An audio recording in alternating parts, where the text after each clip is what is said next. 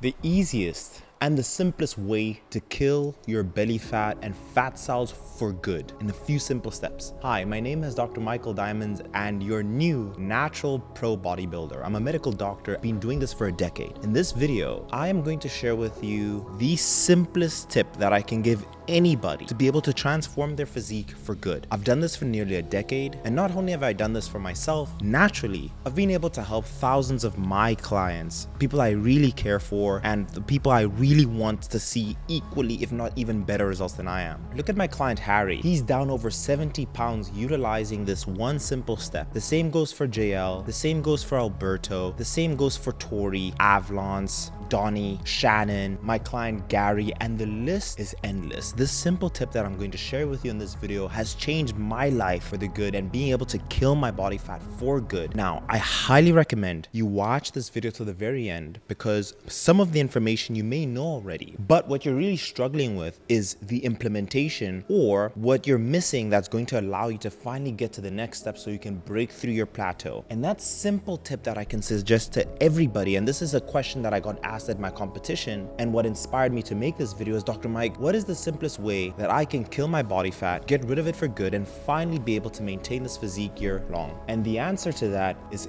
intermittent fasting. Now, you may be like, I've heard this before, but the main problem is the way that people are implementing intermittent fasting that is stopping them. But once you've watched the video to the very end, you're gonna know exactly what you need to do so that it works perfectly for you. Let's not waste any time. Let's get straight into it. So what is intermittent fasting? It's also called time-restricted feeding, which just means you restrict your eating window within a certain period. At a base level, we all already practice some form of time-restricted feeding. For example, let's assume you have your last dinner at 8 p.m. and you decide to eat the next day at 8 p.m. This would mean that your body has been fasting for 12 hours. And this already, in part, is already a form of time-restricted feeding. However, the methods that I'm going to suggest to you and the different variations, I'm going to show you exactly how you need to establish this. Now, we understand to be able to kill body fat, to get rid of body fat, you need to be in a caloric deficit. But this video is about the most simple way. And the simplest way we can do this is just by reducing the window of when we eat. For example, if I said, hey, eat this entire plate of food, what is the likelihood that you can eat it in 12 hours versus 8 hours?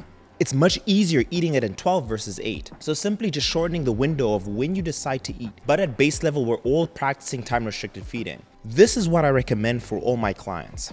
When we want to start intermittent fasting, what we do is slowly but surely increase this so our body correctly adapts to being able to fast for a longer period of time. So what I mean is, first we start at the regular 12 hours of fasting, right? You eat your last meal at 8 p.m., you eat nothing throughout the night, and when you wake up, you have breakfast. But what I recommend is the next step after you've been able to establish that is to do another 10-14. So what you end up doing, instead of eating at 8 a.m. the next day, you decide to have your breakfast at 10 a.m. and then you're able to eat for the next 14 hours until 8 p.m. And then the very popular method that I personally practice that you've heard is going to be called the 16-8 method, which basically means you're going to be fasting for an entire 16 hours and that you eat within an 8-hour window period. At base level, this form of fasting has been the most successful for all of my clients just because it allows for so many benefits, which I'm about to mention here. Not only in terms of being able to kill your body fat, but your ability to be better molecularly in terms of your body's chemical structure, but also how you feel mentally in terms of mental clarity and your overall energy levels. So within a 16-8 window period, what I recommend is instead of eating at 10 p.m., you decide to eat at midday at 12, right? Now you would have been fasted. And then from 12 o'clock, you have to eat within that 8-hour window period. So from 12 until 8 p.m. then evening. And in short, all you're doing in this instance is you're being able to skip on breakfast. So now you may be asking, Dr. Mike, what are the benefits of this intermittent fasting? Why is this so powerful? What does it do? Before I go into the next benefit, if you're a busy professional, you've tried intermittent fasting, you've tried working with a personal trainer, you've maybe worked with another coach, you've tried and bought different programs, but nothing has worked for you. You finally want a guaranteed method for you to be able to finally see your results, you want to work with the doctor and you want it to be science-based, go into the description of this video and fill out the short questionnaire to be able to work with me. I'll tell you about the DNA sequence, which is my scientific method that I have developed as a medical doctor and a men's physique champ that will help each and every single person that I've ever worked with utilizing science. But let's go on to the next tip. Let's start with the brain. Intermittent fasting is shown to be able to increase a thing called BDNF, and this is called brain-derived neurotrophic factor. And all this does is that in your brain, it increases the synapses in your brain, which is just basically the signal pathways in your brain. And in my personal experience, I've been doing this for a decade. When I intermittent fast, I feel much more clearer. I think a lot quicker, and I feel the most energetic because I'm not eating. One thing that not eating will do automatically is not force blood to your alimentary canal because of digestion. But what I've also noticed is that I am able to intake so much more information naturally. I'm able to think quicker, and I'm also able to memorize a lot better. So for myself, I've experienced a tremendous amount of mental clarity. I would have never been able to become a medical doctor without it, because all of my studying, all of my work as a medical doctor was always done in the morning. And all the information that I was able to retain throughout my career was in the morning. And all of my clients, the CEOs, the doctors, the nurses, bus drivers, military people, have all told me that they experience the same benefit, that because they fast in the morning, they just experience such a higher level of mental clarity. It's also shown to improve your overall cardiovascular health. Research has shown consistently that it does reduce the risk of atherosclerosis, and that's only to name a few. In terms of your body in general, it shows to decrease inflammation. You're not meant to be eating all the time. The body wasn't designed to eat all the time. The body repairs itself when it rests. So by consequently increasing the amount of time that you're not eating, you give your intestinal system, your intestinal digestive system, an opportunity to be able to recover itself, right? And fix itself while you're not using it. And this is why intermittent fasting is so good. It's also shown to decrease inflammation. But you're now asking, Dr. Mike, I'm here for fat loss. What does it do for fat loss? Now, we know that insulin, which always comes in a response to a meal, needs to be low to be able to have fat loss occur. So what happens is that because your insulin level is now lower as a result of eating less food, it does approve and does allow for better lipolysis overall. So in my experience, because my insulin levels remain so low, I am able to see my body fat get quote unquote killed because I'm keeping my insulin lower on a bigger time frame. And on top of that, once my clients have established a deeper caloric deficit, what I sometimes do is go into an 18-6 fast, right? Let's say I took them from 2,500 calories to 2,200. I may say, you know what, fast for another 2 hours extra. And personally for me, leading up to my competition, I went as far as fasting for 20 hours to 4. And that's the one unique thing that I do myself and with my clients. I always provide a stepwise ladder to implementing intermittent fasting because this will improve my insulin, which will consequently improve my ability to be able to kill fat and lose fat. And this will also allow my body to correctly adapt to fasting. The big mistake I see so many people make is that they drive straight into 16-8, and it's just very, very difficult for their body to manage. In some cases, what it may also do is that it may restrict your calories way too much in the beginning. So again, caloric deficit is by far the foundation of fat loss, but intermittent fasting just makes it so much simpler and easier. So what I will do, I'll start at 12-12, then I'll go to 14-10, then I'll go to 16-8, and then I'll go to 18-6, and I'll go as high as 24, right? Once I get to the low sub 2,000 calories, which is what I recommend for you. And an easy way to do this, if I was in your shoes, is that I'd start with a 12-12 in month 0, right? So just for 1 month, just track that you eat within those windows. And then in month 1, go to a 14-10, and then each and every single month, increase your fasting by 2 hours. And you will see how your body will adapt. And this will consequently, because you're decreasing your window, increase your caloric deficit, and you'll be able to lose fat, and you'll be able to manage this for the rest of your life. Again, for context, I have been doing this for an entire decade, and this will make it so much easier for you to adhere to the diet. Not only will it help, but research has also shown that intermittent fasting will improve your expression of catecholamines, which is a simple way of being able to describe it's the molecules responsible for releasing fat out of your body fat and into your bloodstream so you can utilize that as a source of energy. So in my personal experience, I have never ever seen a negative downside. Actually, there is one to intermittent fasting. The biggest downside I see many people make is that because they're implementing intermittent fasting, they end up eating nothing. So this is now my step number 2. This is going to be what's unique about what I'm going to suggest in this video. So again, watch till the very end. Before I continue, I want you to let me know in the comments if you've practiced intermittent fasting and what your experience has been, because I'm sure someone is watching this for the very first time and is unsure, and I'm sure they're going to read the comments of this video. So share what your experience has been with intermittent fasting. Has it been fantastic? Was it really bad for you? Do you prefer eating?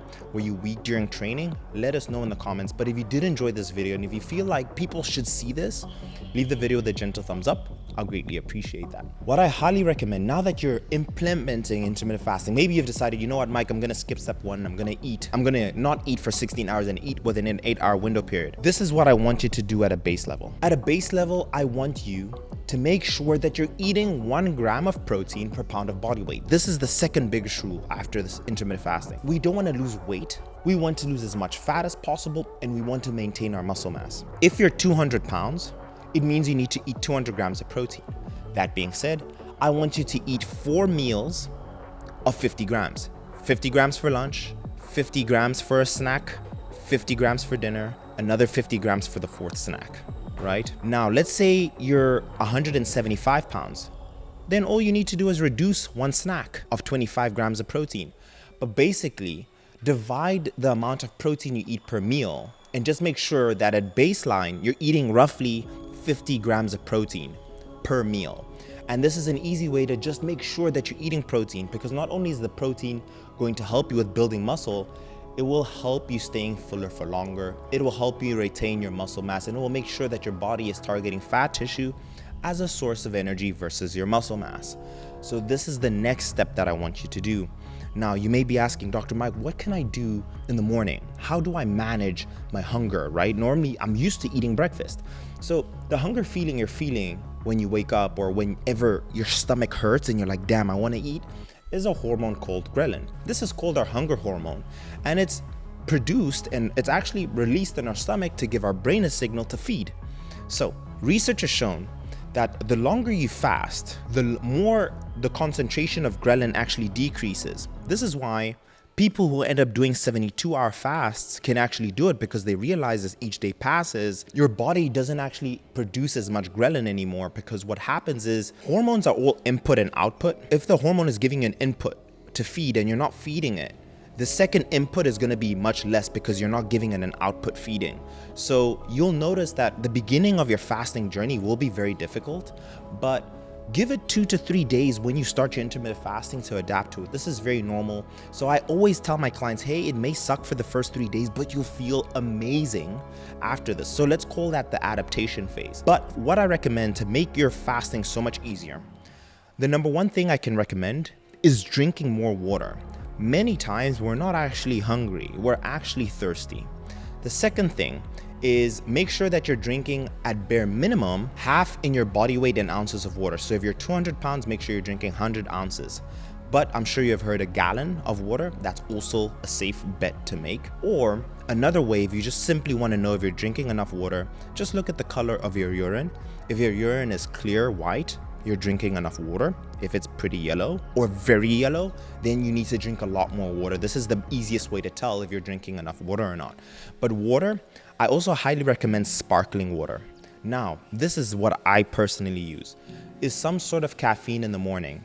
What caffeine does is that it won't spike your insulin, and therefore you'll be able to fast so much longer. So I highly recommend a cup of black coffee to be able to maintain your insulin levels low. And in some cases, what I did leading up to getting my pro card is that I would sometimes just, instead of drinking a coffee, I'll take my pre-workout and train very early in the morning. And this made it so much easier to be able to remain fasted.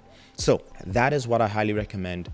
You can also use anything that will just not increase your overall insulin level. So again, a quick recap: water, sparkling water, Black coffee, tea works perfectly fine. And then finally, you can also utilize a pre-workout. Now, the next thing that I want to mention after that is something that I personally did that helped me tremendously. Although this isn't backed by research, is fasted cardio. Helped me tremendously. Number one, because I was doing cardio without any food, it allowed me to delay my feeding window. So for example, I would start with a 16-8 fast. So let's say by midday, I'm usually supposed to fast. But what I actually started to do is that instead of having my first meal at midday, to delay my fast by 2 more hours, midday would be when I would get to the gym, train for an hour, and then I would do my cardio for 20, 30, 40, and 1 hour if necessary. And this way I started eating at 2 p.m. and having my last meal at 6 p.m. So these are one of the things that I highly recommend.